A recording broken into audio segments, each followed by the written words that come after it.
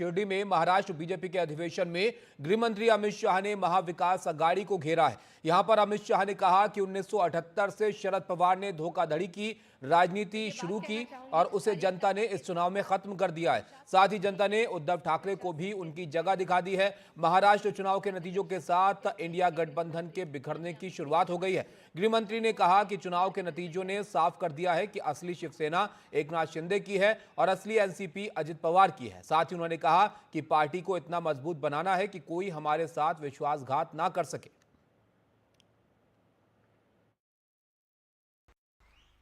परंतु महाराष्ट्र के विजय के कई मायने। महाराष्ट्र की विजय ने 1978 से शरद पवार जी ने जो दगा फटका की राजनीति शुरू की थी, उसको 20 फुट जमीन में दफनाने का काम आप लोगों ने किया। उद्धव ठाकरे जी ने हमारे साथ जो द्रोह किया था, 2019 को विचारधारा छोड़ी थी और बाला साहब ठाकरे के सिद्धांतों को छोड़ा था, झूठ फरेब कर मुख्यमंत्री बने थे, वो उद्धव ठाकरे जी को आपने उनकी जगह बताने का काम किया है। इंडिया अलायंस की स्थिति क्या है? मुंबई में चुनाव आ रहा है, शिवसेना कांग्रेस से अलग लड़ने वाली है। दिल्ली में चुनाव आया, कांग्रेस और आप पार्टी अलग लड़ रहे हैं। बंगाल में तृणमूल कांग्रेस और आप पार्टी, तृणमूल कांग्रेस और कांग्रेस अलग पड़े हैं। बिहार में लालू भी छटपटा रहे हैं।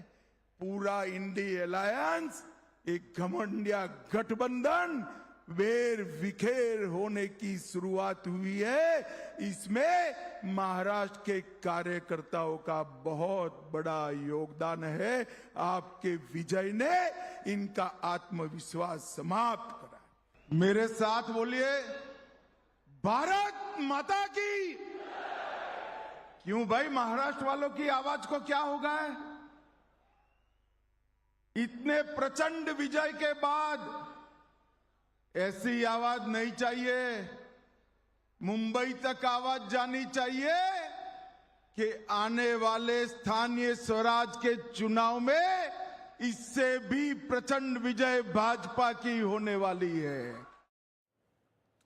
तो आपने यहां पर सुना गृह मंत्री अमित शाह जो कि निशाना यहां पर साध रहे थे, किस तरह से शिवसेना यूबीटी और एनसीपी में यहाँ पर शरद पवार पर उन्होंने निशाना साधा कि इतने वर्ष तक जो उनका राजनीतिक इतिहास रहा है उसमें किस तरह से उनकी राजनीति रही है। और इसके साथ ही इंडी गठबंधन को लेकर उन्होंने निशाना साधा कि उसके बिखराव की शुरुआत यहाँ पर हो गई है और इसकी वजह महाराष्ट्र के नतीजे हैं, जिसमें बीजेपी की एनडीए की जीत हुई, तो उससे इनका जो कॉन्फिडेंस है वो यहाँ पर हिला है। तो महाराष्ट्र चुनाव के नतीजों के साथ इंडिया गठबंधन के बिखरने की शुरुआत हो गई है, ये उनका यहाँ पर कहना था। और गृह मंत्री ने कहा कि चुनाव के नतीजों ने ये साफ कर दिया है कि असली शिवसेना एकनाथ शिंदे की है और असली एनसीपी अजित पवार की है। और साथ ही उन्होंने कहा कि पार्टी को इतना मजबूत बनाना है कि कोई हमारे साथ विश्वासघात ना कर सके। तो ये विश्वासघात का मुद्दा जो महाराष्ट्र में उठा था चुनाव के दौरान, उसको लेकर उन्होंने निशाना यहाँ पर साध दिया है, उल्टा महाविकास अघाड़ी पर ही और उनकी मजबूती पर सवाल उनकी तरफ से अब यहाँ पर खड़ा किया गया। रौनक हमारे साथ है। रौनक, का तगड़ा हमला इसको कहें महाविकास अघाड़ी पर, जिस तरह बिखराव की खबरें आ रही थी वहां पर सीधा हमला यहां पर अमित शाह ने किया।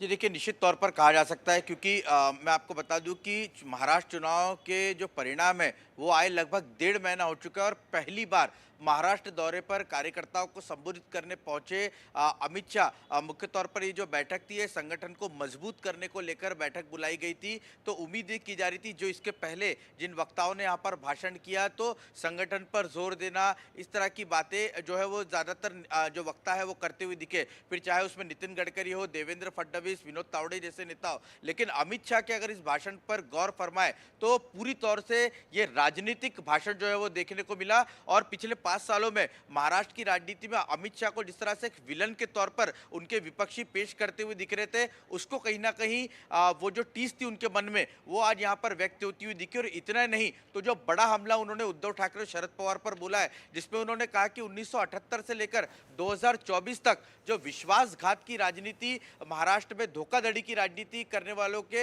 एक युग का अंत जो है वो महाराष्ट्र चुनाव के परिणामों ने कर दिया है। एक बड़ा हमला शरद पवार उद्धव ठाकरे पर बोलते हुए इंडिया गठबंधन को भी अमित शाह ने आड़े हाथों लिया है। जी बिल्कुल, तो इंडिया गठबंधन पर भी निशाना साधा और जो वरिष्ठ नेता महाराष्ट्र के कहे जाते हैं शरद पवार, उनको भी यहाँ पर उन्होंने निशाने पर लिया है। रौनक, शुक्रिया आपका हमारे साथ जुड़ने के लिए। इस पर और चर्चा करते हैं कि क्या मायने यहाँ पर हो सकते हैं अमित शाह के इस बयान के, जिस तरह उन्होंने निशाना साधा है। सूर्या मैथिली हमारे साथ जुड़े हैं, राजनीतिक विश्लेषक हैं, और किशोर तिवारी हैं, प्रवक्ता शिवसेना यूबीटी हैं। किशोर तिवारी जी, आपके पास पहले यहाँ पर आता हूँ। सीधा सीधा निशाना उन्होंने साध दिया कि विश्वासघात की जो राजनीति थी उसका अंत यहाँ पर लोगों ने कर दिया, जिस तरह के नतीजे आए महाराष्ट्र में। हाँ देखिए तामिश, मैं एक बात बताता हूं तुमको कि चुनाव के अंदर बीजेपी भी कई बार हारी। बीजेपी के तो 2 सांसद रह गए, तो क्या हम कहे अटल बिहारी वाजपेयी, लाल कृष्ण आडवाणी के लोगों ने घर बिठा दिया था एक जमाने में। चुनाव का नतीजा आया है, हमें 40% वोट मिले हैं, 46% वोट उनको मिले, तो जीत है। जीत का इतना अहंकार भी ठीक नहीं। दूसरा, अमित शाह जी ने शरद पवार जी को जो कुछ लांछन लगाए हैं, 78 के राजनीति में कितने बार उस वक्त के जनसंघ ने और बाद में भाजपा ने शरद पवार जी को समर्थन देने के लिए विवश किया। मुझे एक बताइए, आप आज बोल रहे हैं आपने 14 में सरकार बनाने को उनसे ही समर्थन लिया था और 19 में भी दौरे डाल रहे थे। मैं नहीं तो एक बात जो उन्होंने यहाँ पर कही कि ये जो सवाल था कि असली शिवसेना कौन, असली एनसीपी कौन, ये भी जनता के इस मत से जो है वो साफ हो गया है। इस पर आप क्या कहना चाहेंगे? नहीं, इलेक्शन कमीशन और इलेक्ट्रिकल वोटिंग मशीन के सहारे अगर आप कहते हैं तो ठीक है, लेकिन मैं एक बात कहूँगा, जनता ने हमें मैंडेट दिया है विपक्ष का, और हम अच्छे से काम करेंगे और हमारी उत्तरदायित्व को पूरा करेंगे। अब चुनाव जाने के बाद भी चुनाव के मूड में ही अमित शाह ने भाषण दिया और शरद पवार जी पे जो लांछन लगाए उसकी मैं भर्त्सना करता हूँ। लेकिन मैं एक बात बोल रहा हूँ, हम फिनिक्स की औलाद है।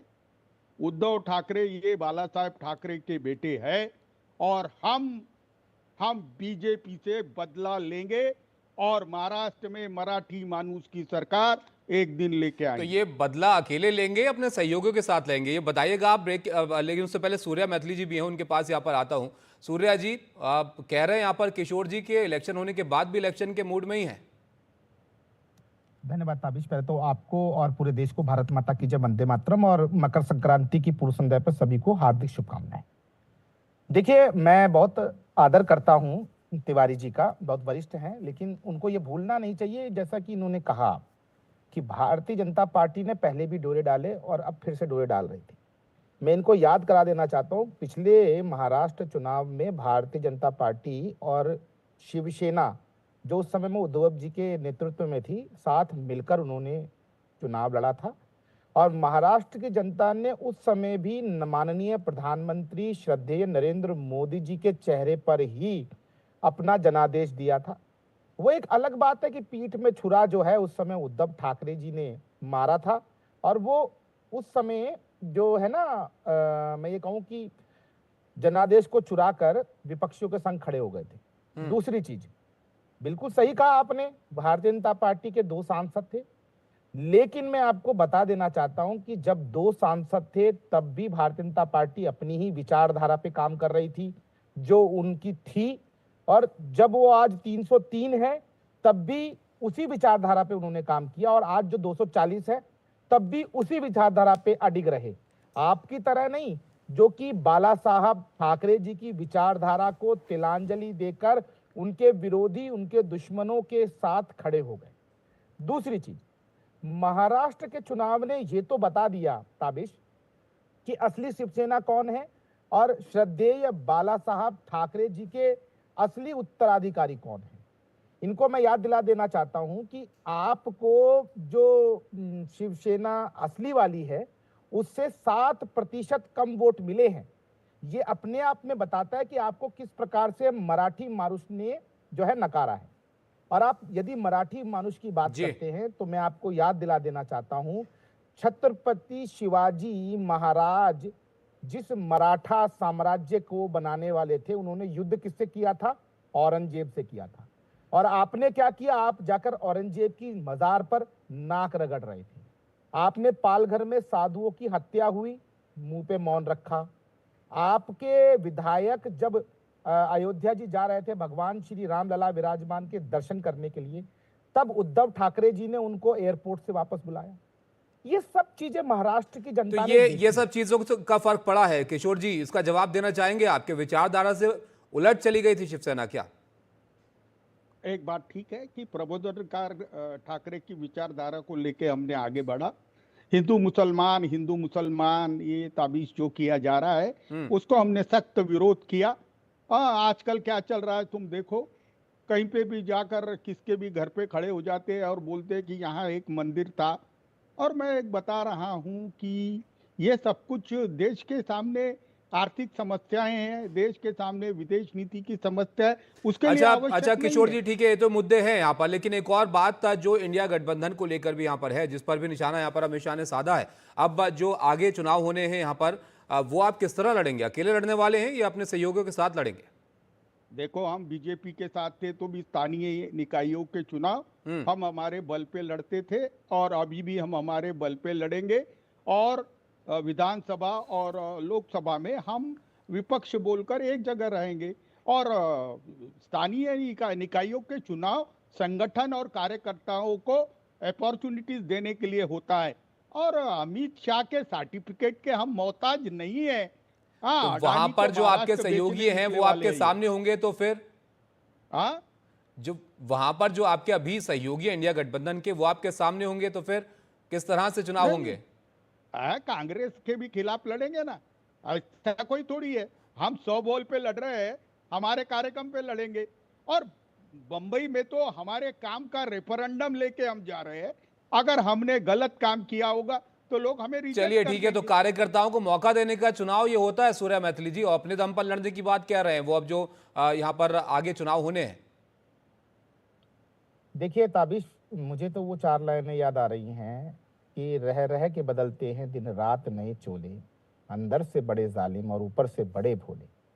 तिवारी जी कह रहे हैं कि हम, सूर्या सुनिए ना यार, सर, एकदम तुम मैं हमारे आपके कपड़े बीच मत में कुछ फाड़ो। बोला नहीं, आप बहुत बहुत बहुत अरे कपड़े मत वरिष्ठ फाड़ो है। यार।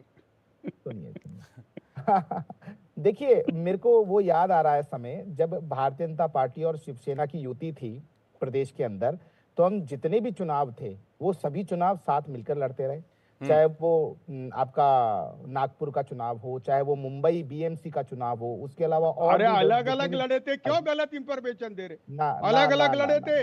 अरे 14, साहब, 19 मुंबई का अलग अलग चुनाव, लड़े अच्छा थे। अच्छा, एक बात, नहीं उससे पहले, अरे अपडेट तिवारी तो जी करो उससे भैया। पहले, अरे उससे पहले उसके आप मुझे बताइए उसके ना, पहले साथ में यदि लड़े मैं थे। शुरुआत करूं, जब जब श्रद्धेय बाला साहब ठाकरे जी थे नहीं, तो साथ क्या में लड़े अलग थे। अलग लड़े थे? साथ में नहीं, लड़े थे साथ ना? में लड़े थे। साथ में लड़े तो थे। फिर मैं वही कहना चाहता हूं ना कि यदि श्रद्धेय बाला साहब ठाकरे जी जब तक थे तब तक उन्होंने इस गठबंधन का पूरा सम्मान किया, सबको साथ में लेकर जो है वो आगे बढ़े। लेकिन जब उद्धव ठाकरे जी आए तो उसके बाद सब बिखर जी। गया, ये जग जाहिर हो रहा है। और ये मैं आपको बताऊं कि ये गठबंधन का नियम होता है, जब आप गठबंधन में होते हैं तो आप गठबंधन में होते हैं, चाहे वो निकाय चुनाव हो और चाहे वो राष्ट्रीय चुनाव हो, चाहे वो विधानसभा का चुनाव हो। अब ये कैसा गठबंधन है कि आप विधानसभा में तो अलग लड़ेंगे, साथ में लड़ेंगे, और आप निगम के अंदर सामने आमने तलवारें खींच लेंगे। बिल्कुल, तो ये एक ये तो सवाल मुझे जरूर समझ यहाँ पर नहीं होगा सूर्या मैथिली जी के, ये गठबंधन कितना मजबूत है? अगर आगे आप जाएंगे एक दूसरे के अगेंस्ट अगर लड़ेंगे तो फिर आप क्या मुद्दे वहां पर उठाएंगे, एक दूसरे को निशाना यहाँ पर साधेंगे तो